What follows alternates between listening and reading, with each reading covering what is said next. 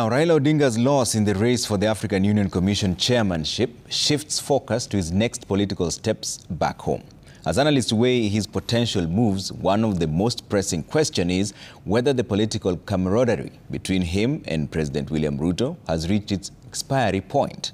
Close associates of Odinga argue that he is a master of political reincarnation, capable of reinventing himself even in the face of adversity. Some leaders, such as former Deputy President Rigathi Gachagua, have also signaled an openness to closer ties with Odinga.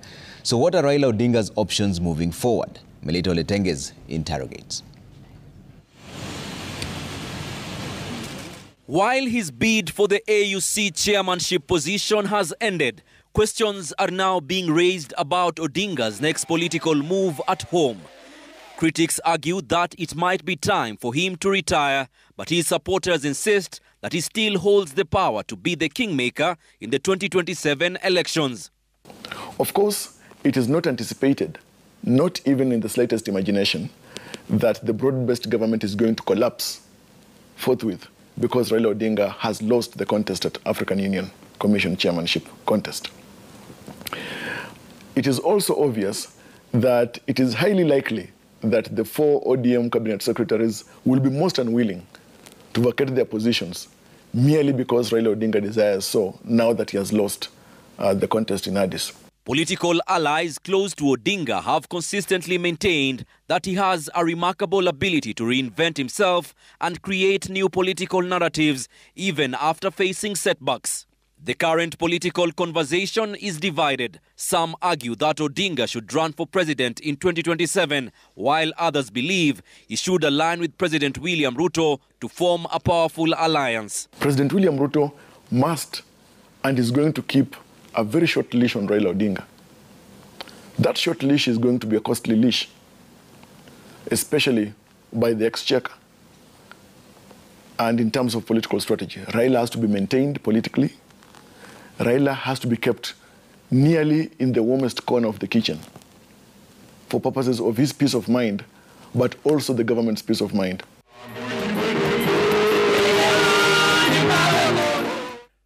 Odinga's future relationship with Ruto is increasingly uncertain, particularly with the ongoing disputes in Parliament over the majority party status between Azimio and Kenya Kwanza. The Speaker of the National Assembly's firm stance adds further tension to the situation, and analysts say it could come back to bite him. What does Raila Odinga want then? Does he want a political bat that is neither a bird or an animal in the form of ODM, as it is right now? Or is he going to give it direction? What is good for him?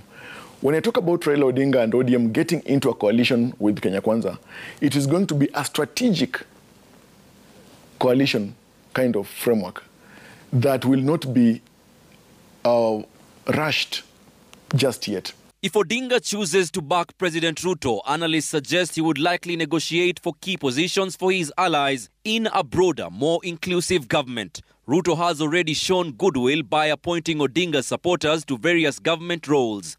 However, this approach is not acceptable to a section of ODM leaders, leading to internal divisions. And these people who are running very fast to join the government. We had elections recently in 2022. Do you think these people were genuine with Baba? Do you think these people really wanted to deliver the presidency to Baba? Why are they running so fast? This is the right time that Baba should know those who are loyal to him and those who are not loyal to him. Because those who are not loyal to him will run so fast and join the government. Those who are loyal to him will be back, will stand back and wait for the instructions. While Odinga's political bastion in Nyanza has shown signs of warming to Ruto's visits and the possibility of shifting allegiance to his government, closer ties with Ruto is not guaranteed, as ODM party leaders have openly expressed the party's ambition. We're not escorting anybody. We can't get in between the term of Kenya Kwanza. We go around, we say we are escorting them to win the election in 2027.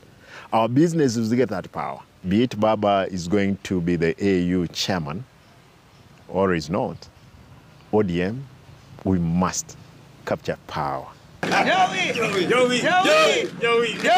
Odinga's position within his own party is being tested, especially as new dynamics evolve in his relationship with Ruto.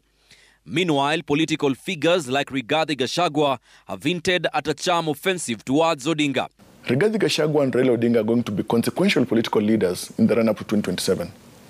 Rigathi Gachagua is keen to ensure that the Kikuyu vote does not gravitate towards William Ruto. Fact. But for President William Ruto, and why it's necessary for him to have Raila Odinga on the short leash, is that without Raila Odinga, on the side of President William Ruto, and the Kikuyu vote having gone, then I think the chances of success for re-election may be forestalled.